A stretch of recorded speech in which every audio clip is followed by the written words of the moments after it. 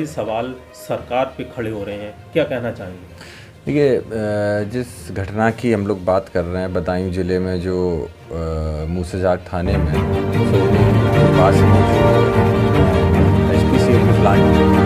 दो वरिष्ठतम अधिकारी हैं जो कि एक GM की पोस्ट पर एक AGM की पोस्ट पर हर्षित मिश्रा है, ये दोनों तय और उन्हीं के प्लांट के परिसर के अंदर जिस तरीके से व्यक्ति ने जाके बर्बरता से दिन दहाड़े 2 बजे दोपहर के 2 बजे जाके गोली चला के गोली मार के निश्चित तौर पे सरकार पे सवाल है और सिर्फ सरकार पे ही नहीं बल्कि प्रशासन पे भी खड़ा करता है, क्योंकि जो मेरी जानकारी आ रही है उस हिसाब से दोनों ही अधिकारियों ने 14 जनवरी को DM साहब को और SSP साहब को एक प्रार्थना पत्र भी दिया था और ये बात उसमें साफ साफ कही थी कि हम लोगों को स्थानीय कुछ लोगों से जान का खतरा है, लगातार धमकियाँ मिल रही हैं और अनुरोध किया था कि हमें कुछ सुरक्षा मुहैया कराई और ऐसे में कोई भी कार्रवाई ना करना, किसी भी तरीके की सुरक्षा ना देना, उन लोगों से बात भी नहीं की गई, संतुष्टि भी नहीं दी गई और उसके बाद हमारे आपके सामने मात्र 1 महीने सवा महीने के अंदर ये घटना होती है। तो जहाँ ये सरकार की गलती है वहीं पूरी तरीके से जिम्मेदारी प्रशासन की, शासन की हम लोगों को बताया जा रहा है कि इस घटना के अंदर जहाँ पे एक विशेष समाज के लोग इसमें दिखाई दे रहे हैं वहीं साथ ही साथ कहीं ना कहीं राजनीतिक बड़े पदों पर बैठे जनप्रतिनिधि भी कहीं ना कहीं इसमें सीधी तौर पर लिप्त पाए जाएंगे। अगर इसकी जांच होती है, सोसाइटी के लिए जांच दी गई, लेकिन हम अभी भी हमारी मांग सीधे तौर पे है कि ये जांच सीधे CBI से कराई जाए, तब दूध का दूध पानी के पानी होगा। क्योंकि जो इसके अंदर परतें जब खुल रही हैं, आप जब यहाँ लोकल क्षेत्रीय लोगों से बात कर रहे हैं तो जो नाम इसमें निकल के आ रहे हैं निश्चित तौर पे वो सब नाम तभी सामने आ पाएंगे और सुधीर के परिवार को, सुधीर को, खुद को, हर्षित को, उनके परिवार को न्याय तभी मिल पाएगा जब इसकी सारी परतें तभी किस तरीके से इस जो घटना हुई उसके बाद पुलिस ने किस तरीके से लापरवाही करी? देखिए, लापरवाही के लिए सब पहले तौर पे तो मैं सीधे ये कहूँगा कि जब ये घटना हुई उसके बाद वो व्यक्ति खुद आके थाने में सरेंडर करता है। आनन फानन में आप जाके दिखाते हो कि शाम को मुठभेड़ में हमने उसको गिरफ्तार। तो ये 2 वर्जन निकल के आ रहे हैं, क्यों नहीं सीधे तौर पे एक वर्जन आ रहा है। दूसरी बात, जब इतने बड़े प्लांट के अंदर ये घटना हुई, उस प्लांट के अंदर ये लोग गए हैं और वहाँ से निकले हैं, जो हमें समय तिथि बताई जा रही है जितनी देर ये लोग अंदर है, महज 5 से 6 मिनट की घटना है ज़्यादा से ज़्यादा। उन 4 से 5 मिनट के अंदर ये लोग अंदर जाते हैं, अपनी घटना को अंजाम देते हैं, बाहर आते हैं और आप बताइए कोई CCTV की उसके बाद आपने कोई भी छोटी घटना, आज मैं ये कह सकता हूँ कि कोई भी छोटी घटना होती है, हम लोग प्रशासन से तुरंत मांग करते हैं कि आप इनकी कॉल डिटेल्स और इनकी लोकेशन के रिकॉर्ड सब निकाल के देखिए। जो भी घटना होती है उसमें जो भी दोषी होता है, इतनी बड़ी मर्डर हो गया, अभी तक उस व्यक्ति के संपर्क में कौन था, उसने घटना को अंजाम देने के बाद किसको फ़ोन किया, किसको नहीं फ़ोन किया, किसके संपर्क में हो रहा है, जब तक वो गिरफ्तार या जब तक उसने सरेंडर नहीं किया, ये सारी चीज़ें खुली आई है। तो मुझे लगता है 2 घंटे में आपकी STF और पुलिस प्रशासन, साइबर सेल के अधिकारी 5 मिनट में निकाल के देते हैं CDR कि कहाँ वो गया, किससे वो संपर्क में था, जब उसने इस घटना को अंजाम दिया तो वो किसके द्वारा उसको भड़काया जा रहा था, उत्तेजित किया जा रहा था कि तुम जाओ ऐसा करके आओ। और सबसे बड़ी बात है, क्या उत्तर प्रदेश के अंदर लोगों के अंदर सरकार का कोई डर नहीं हो गया? इतने बड़ी फैक्ट्री के अंदर जहाँ पूरा प्रशासन है, आप बताइए, हम आपको देखते हैं बड़ी फैक्ट्री है, सबके अंदर सुरक्षा होती है, सबके सिक्योरिटी होती है। अब जब जो सुरक्षा करने वाला ही खुद ही कहीं ना कहीं मर्डरर निकल रहा है, तो निश्चित तौर पे हम लोगों को ये तो देखना होगा कि इसमें कौन कौन थे दोषी। और मेरी मांग ये होगी कि सिर्फ वो व्यक्ति नहीं जिसने गोली चलाई, इसमें दोषी वो थाना इंचार्ज भी है जिसके पास सुधीर बार बार जाकर चिट्ठी दे रहे थे कि मेरी जान को खतरा है। इसके अंदर वो प्रशासन भी दोषी है जिसके पास PM SSP साहब के पास जाकर सुधीर ने अपनी गुहार लगाई। इसके अंदर वो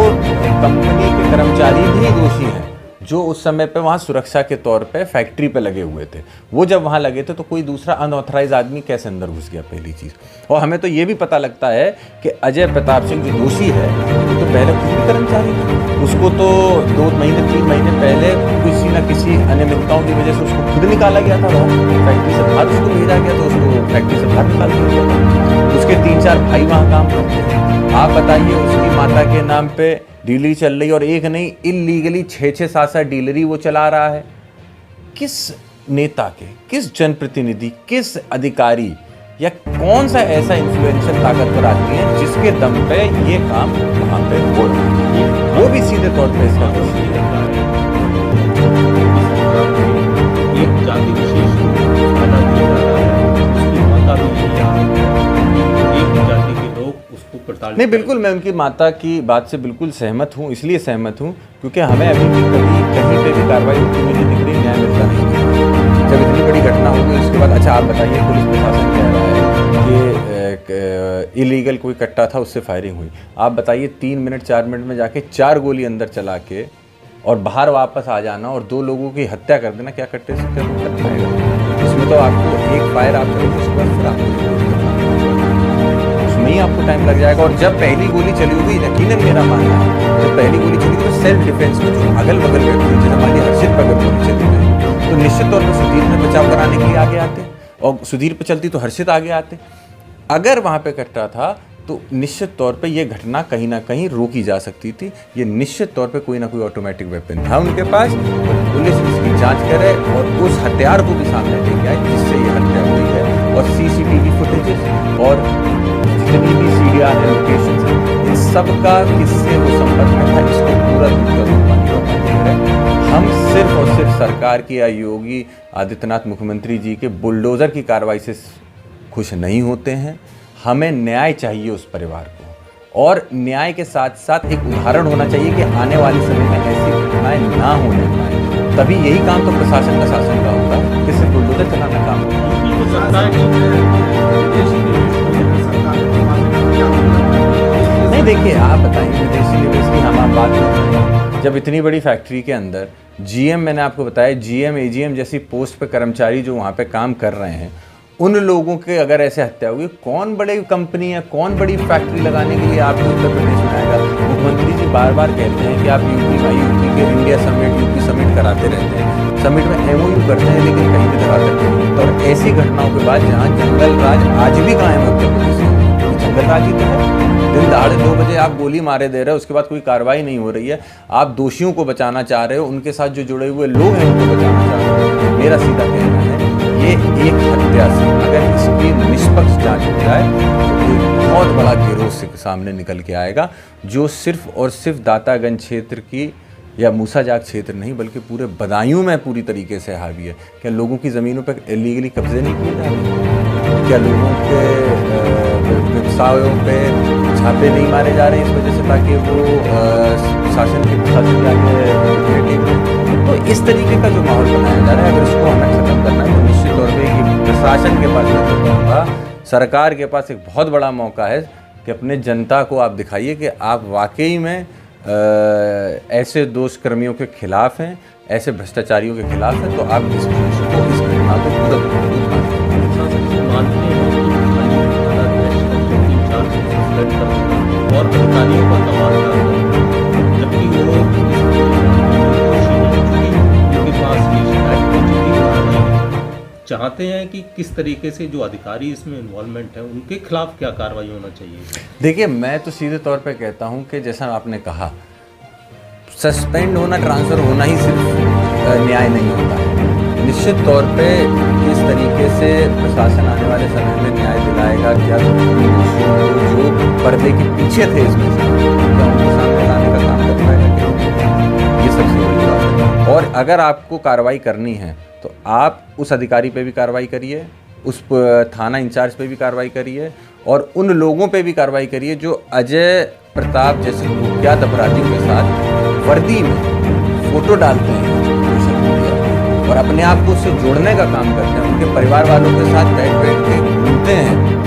ऐसे लोगों को सस्पेंड करिए ताकि ये एक नज़ीर बने आपके ज़िले के अंदर कि आने वाले समय में कोई भी किसी भी अधिकारी, बड़े अधिकारी पे, किसी भी बड़े लोगों पे बेकसूर होकर ऐसी मैं अभी पूरी तरीके से संतुष्ट नहीं हूँ, क्योंकि मुझे ऐसा लगता है कि अगर SIT की जांच के लिए दिया गया है तो पहले तो इस बात को समय रहते रहते दबाने का प्रयास किया जाएगा और SIT के ज़रिए कहीं ना कहीं इस बात को गोलमोल करके ख़त्म करने का प्रयास किया जाएगा। यदि अगर CBCID की मैं मांग करता हूँ और मैं इसकी मांग दिल्ली भी जब जाऊँगा तो निश्चित तौर पर मैं दिल्ली भी इसकी मांग करूँगा और इस मामले को जहाँ तक बन पड़ेगा मैं आगे तक बढ़ाने का प्रयास करूँगा। प्रयास मेरा ये होगा कि सुधीर गुप्ता की और हर्षित के परिवार को खुद को न्याय मिल सके। जो उनकी माँ है, जो इतनी पीड़ित हैं, बुरी तरीके फपक के रो रही हैं, कम से कम उनको न्याय मिले, ये मेरा प्रयास होगा। नहीं, बिल्कुल संसद में हम प्रयास जरूर करेंगे उठाने का। विषय लॉ एंड ऑर्डर का है, लेकिन जो व्यवस्था केंद्र सरकार ने हमको दी है पार्लियामेंट के अंदर, उसमें कई ऐसे मुद्दे आराम से उठाने का मौका नहीं मिलता है। गवर्नमेंट का मामला है तो मुझे लगता है कि इसके लिए अलग प्रक्रिया से जाना होगा, लेकिन जो भी प्रक्रिया होगी हम उससे जाएंगे और मैं पूरा प्रयास करूँगा कि इस मामले को भी लोकसभा में उठा के हर्षित को, सुधीर के परिवार को न्याय दिला सकें।